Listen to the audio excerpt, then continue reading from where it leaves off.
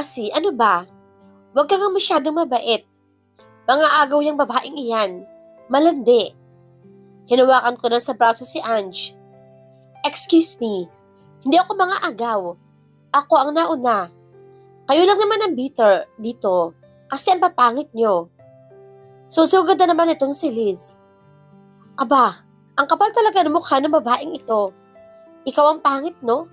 Ang fake ng boobs mo. Retokada. Bakit ba ang lakas-lakas ni Ange? Nadadala ako. Ako na nga ang aawat. Hindi ako retokada. Sumugod naman ulit yung si Liz. Kay Angie. Then, sinabunutan ulit. Siyempre si Ange. Sinabunutan din niya. Kami ni Kev. Tudupigil sa kanila. Tama na Ange. Liz. Sinahawakan na ni Kevin si Angie. Ako naman ang pumipigil kay Liz. Hinihiwalay ko lang naman siya kay Angie. Pero biglang natumba ko siya sa floor. Tinignan niya tuloy ako na masama. Did you just push me? Maarte na yang sabi habang nasa floor. Hindi Hindi ko naman sinasadya. Hindi mo sinasadya? Tinulak mo ako sa floor. Tapos sasabihin mo, hindi mo sinasadya? Umaarte na siya. Magsusorry na sana ako. Para hindi na ito lumaki. Pero kasi bigla siyang dumating. Kasi, nagkatingin ng kami ni Echo. Ang tagal ko siyang hindi nakita. Pero bakit siya andito? Pupuntahan niya ba ang apartment ni Liz? Echo, my leg.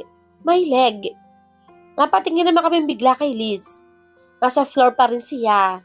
Hinahawakan ng kanyang binti. I can't stand. My leg hurts so much. Nilapitan naman siya ni Echo. Then lumuhod sa kanyang tabi. Ano bang nangyari? Bakit masakit? She pushed me. Tinuro ako ni Liz. Napatingin tuloy sa akin si Echo. Nakatitig lamang ako sa kanya. Honey Bunch, wala naman akong ginagawa sa kanya. Pero bigla na lang niya akong tinulak. Sinungaling ka. Sigaw naman ni Angie. Hindi ka tinulak ni Cassie. Imbento ka, no? You whore.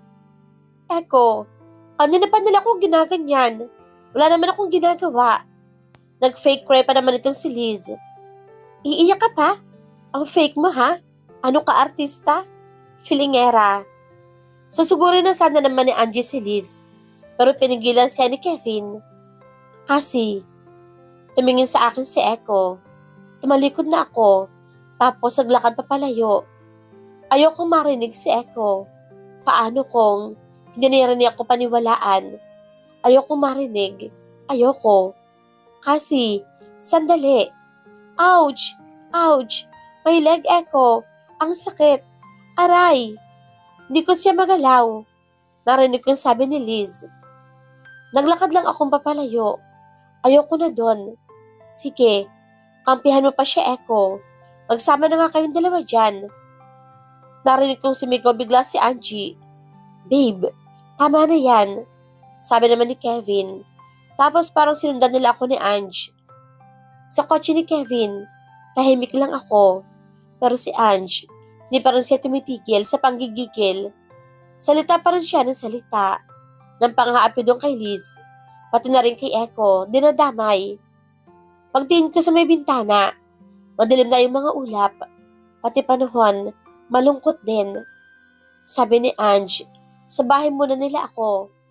Pero nagpamilit ako sa bahay na lamang ako ibaba. Ayoko namang makaabala sa kanya. Tinigilan ni Kev ang kotse. Kasi, sigurado ka ba? Sa bahay ka na lang muna.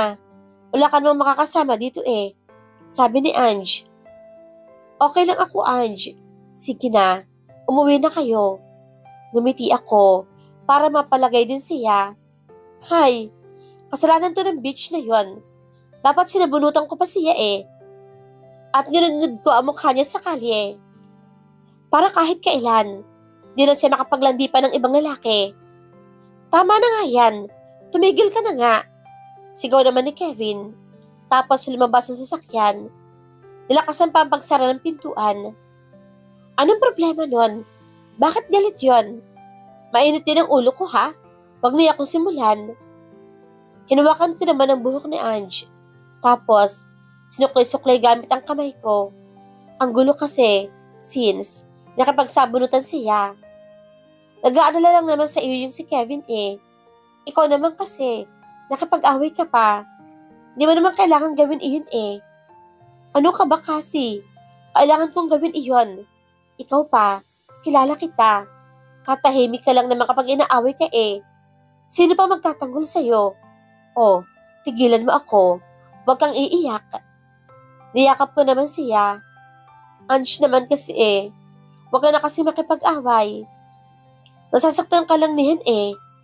Ano ka ba kasi? Okay lang ako. Huwag mo akong intindihin. Sorry, Ange ha. Nang dahil sa akin. Tini Winnie, isa pa. Isa pa talaga. Babatukan na kita. Niyakap-yakap ko muna siya. Then, nagdramahan lang kami ng konti. Tapos nag-thank you na ako. Bumaba na ako ng kotse. Tapos nakita ko si Kevin nakatayo doon, malapit sa gate ko. Kev, sorry. Huwag ka na magalit oh. Humarap naman siya sa akin. Kasi, hindi naman ako galit eh. Nag-aalala lang naman ako. Kay Ange, kasalanan ko naman iyon eh. Sorry talaga. Napaaway pa siya dahil sa akin. Hinawakan naman niya ang ulo ko. Hindi mo kasalanan kasi. At saka hindi lang man ako kay Angie nag-aalala. Nag-aalala rin ako para sa'yo. Para na kitang kapatid. Ano ba? Napaiyak na naman ako. Kev, thank you talaga. Parang kapatid ko na rin kayo ni Angie. Kaya nga, magkamukha tayo diba? Maganda ka. Gwapo ako. Nagkangitian lang kami. Tapos ginulo niya ang buhok ko. Tapos ayun, bumalik na siya ng kotse. Nagbati na rin siguro ang dalawa at umalis na sila. Ako naman, hindi mo na pamasok sa bahay. Naglakad-lakad muna ako. Nag-isip-isip. Ayun na ba ni Echo sa akin? Nakikipag-divorce na ba siya? Divorce? Dapat annulment. Mas masaya ba siya kay Liz? Ayoko. Ayoko siyang pakawalan. Pero paano? Kung ayaw na niya. Sino ba naman ako para pigilin siyang sumaya? Diba? Mahal ko siya. Siyempre gusto ko masaya siya. Kahit hindi sa akin. Pero gusto ko masaya siya. Napatingin ako sa langit. Umuulan na naman. Bakit parang naiiyak na naman akong bigla? Naglakad-lakad pa rin ako. Pero this time, tumutulo na ang mga luha ko. Okay din pala magdrama kapag masama ang panahon. Nadadala kasi ng ulan ang mga iyak ko. I need to let him go.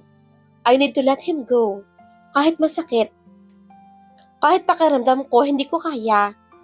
Dapat siyang maging masaya. Because I love him. Hindi ko alam kung ilang oras na ako naglalakad. Ang lakas pa rin ng ulan. Napatigil na lang ako sa paglalakad nang biglang may nagpayong sa akin. Saan ka ba galing? Bakit basang-basa ka? Bakit ka ba kasi nagpaulan? Napatingin naman ako sa kanya. Echo? Heist, namumutla ka na. Bigla naman niya akong binalot ang coat niya. Tumingin ako sa paligid. Bumalik na pala ako ng bahay. Umuwi ka? Bakit ka kasi biglang umalis kanina? Bakit hindi mo? Kasi, ano nangyari? Ano nangyari? Hindi ko din alam. Bigla na lang ako nang hina. Para kasi ang lamig. Ang lamig-lamig. Yan lang ang huli kong naramdaman. Bago ako nawala ng malay. Parang may mahawak sa forehead ko. Bakit ang taas pa rin ang lagnat mo? Parang boses si Eni Echo. Narinig ko siyang tumayo. Then umalis. Binuksan ko ang mga mata ko. Kwarto ko to ah.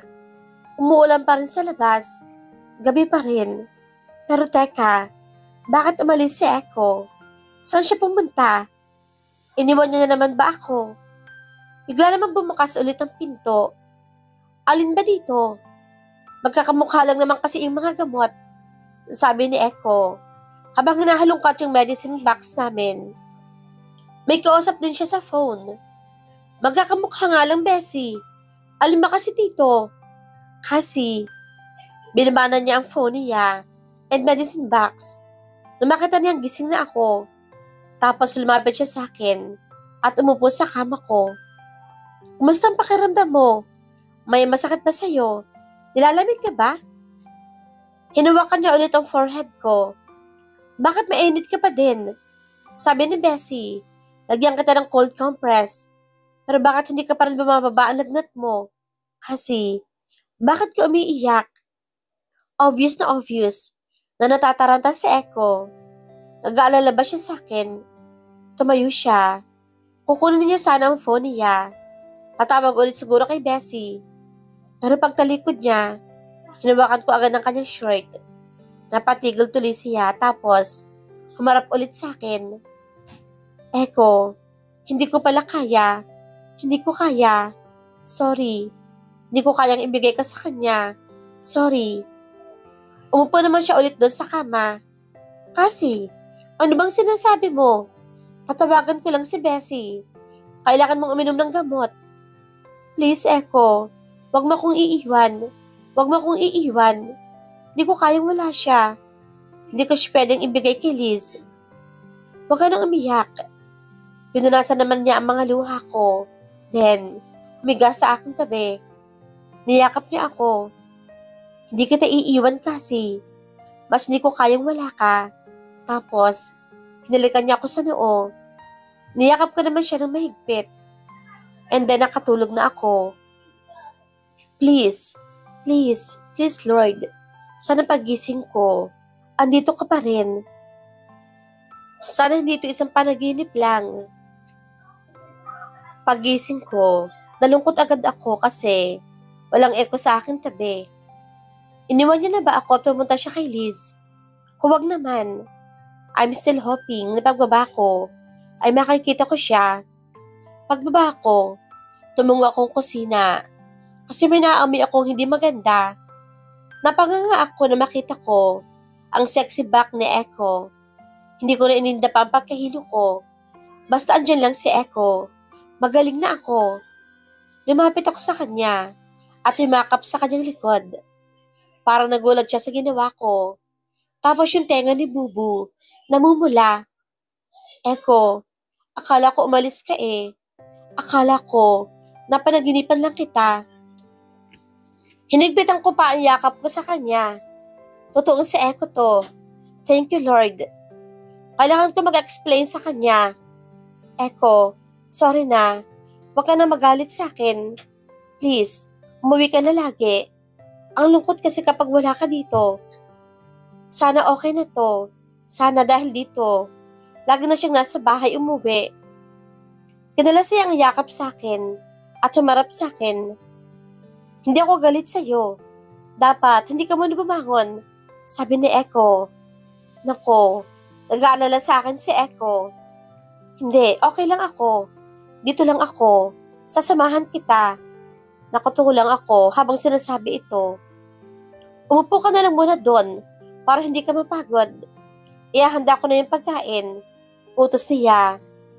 Nagluto ng breakfast si Echo para sa akin. Para sa akin. Hindi kay Liz. Talaga, Echo? Para naman nagniningning ang mga mata ko. Nagluto ka ulit para sa akin.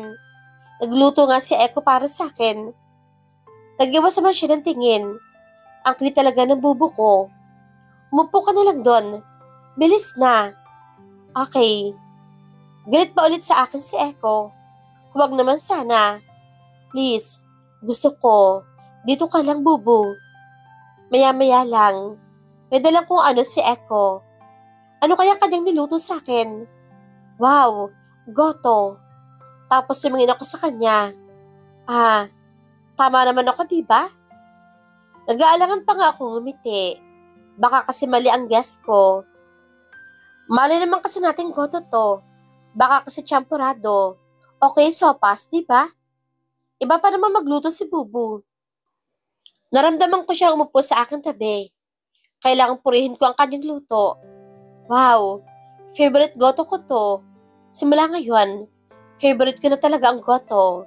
Kapag si Echo ang nagluto, kakainin ko. Kahit anong luto niya hindi ko ma-distinguish kung ano ba talaga iyon. Kinuha ko ng kutsara. Susubo na sana ako.